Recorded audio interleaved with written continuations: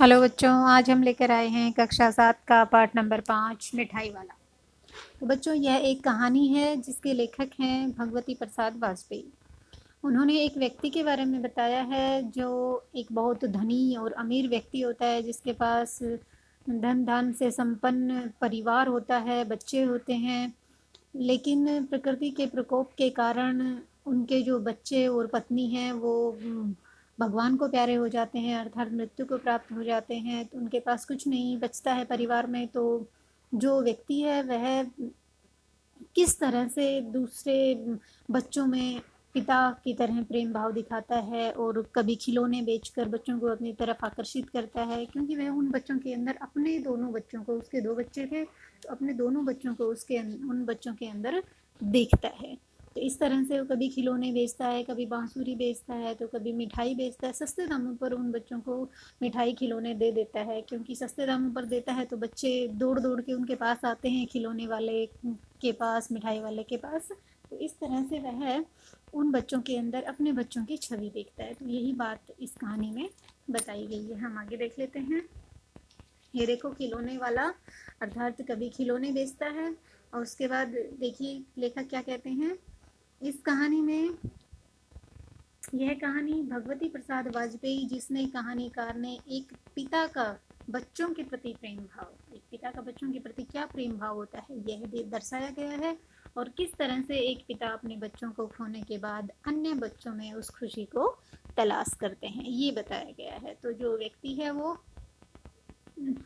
एक आदमी, देखिए कहानी में क्या कहते हैं, एक आदमी पहले एक खिलौने वाले के रूप में आता है, ठीक है।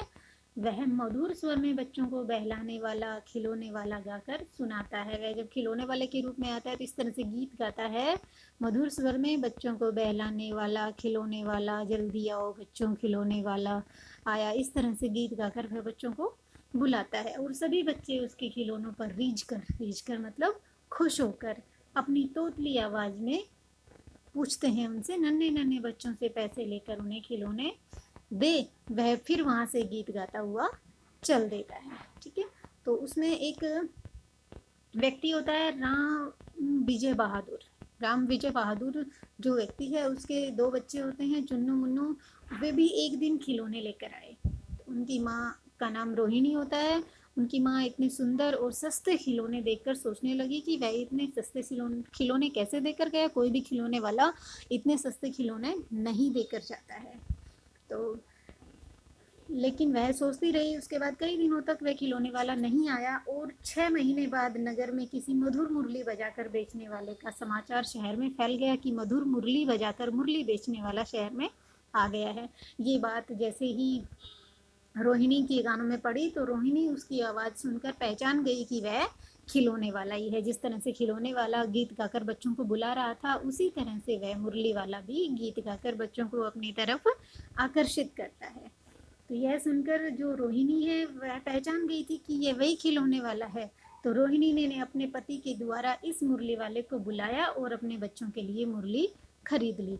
फिर उसे देख बच्चों का समूह खुश होकर उसके चारों तरफ इकट्ठा हो गया है। अर्थात जब एक बच्चा मुरली खरीदने लगा तो उसके साथ उसकी आवाज़ को सुनकर सभी बच्चे उसके पास इकट्ठे हो गए और सभी को उसने, मुरली वाले ने सभी बच्चों को मुरली दी। और मुरली देने के बाद एक बच्चा ऐसा था जिसके पास पैसे नहीं थे, लेकिन वह भी मुरली की तरफ देख रहा था। तो मुरली वाले ने उस बच्चे को मुफ्त में मुरली दे दी जिसके पास पैसे नहीं थे। तो इससे पता चलता है कि वह व्यक्ति जो है बहुत ही दयालु हृदय वाला व्यक्ति था।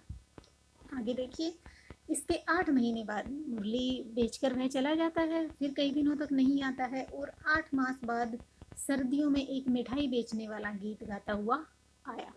उसी तरह से जिस तरह से पहले वह व्यक्ति खिलौने वाला बनकर गीत गाता हुआ आया था, उसके बाद वह मुरली बेचने वाले के रूप में गीत गाता हुआ आया था, और तीसरी बार जब वह आता है तो एक मिठाई बेचने वाले के रूप में गीत गाता हुआ आता है। रोहिणी को इसका स्वर भी सुना हुआ सा लगा और रोहिणी पहचान गई कि यह वही खिलौने वाला है। वह तुरंत अपनी छत पर गई, उसने मिठाई वाले को बुलाया। रोहिणी के पूछने पर उसने बताया कि वह पहले खिलौने और मुरली बेचने आया था। रोहिणी ने उससे पूछा कि यह आवाज़ जानी पहचानी है, तो क्या आप पहले भी हमारे यहाँ खिलौने बेचने आए थे? तब उस व्यक्ति ने बताया कि हाँ, मैं पहले भी खिलौने बेचने और मुरली बेचने आता हूँ। रोहिणी ने उससे पूछा कि इतनी सस्ती चीजें क्यों बेचता है? मिठाई वाले ने बताया कि वह नगर का एक अमीर आदमी था। मिठाई वाला अपनी कहानी बताता है कि वह नगर का एक बहुत अमीर आदमी था। उसके 2 बच्चे और एक सुंदर पत्नी थी, लेकिन अब कुछ भी नहीं रहा। अर्थात अब कुछ भी नहीं है।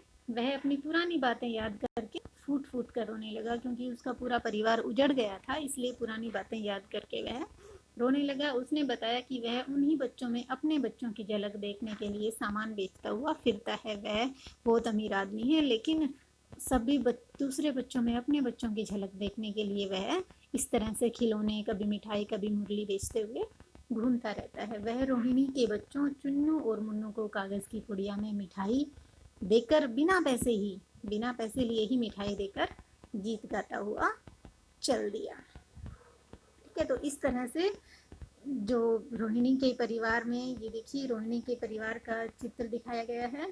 ठीक है, तो रोहिणी के परिवार के बच्चों को वह मिठाई देकर बिना पैसे लिए ही वहाँ से चला जाता है। तो इस प्रकार इस कहानी में एक मिठाई वाले के बारे में बताया गया है कि किस तरह से वह दूसरे बच्चों में अपने परिवार को और अपने बच्चों की झलक को देखता है। एक पिता का बच्चों के प्रति क्या प्रेम होता है, ये इस कहानी में बताया।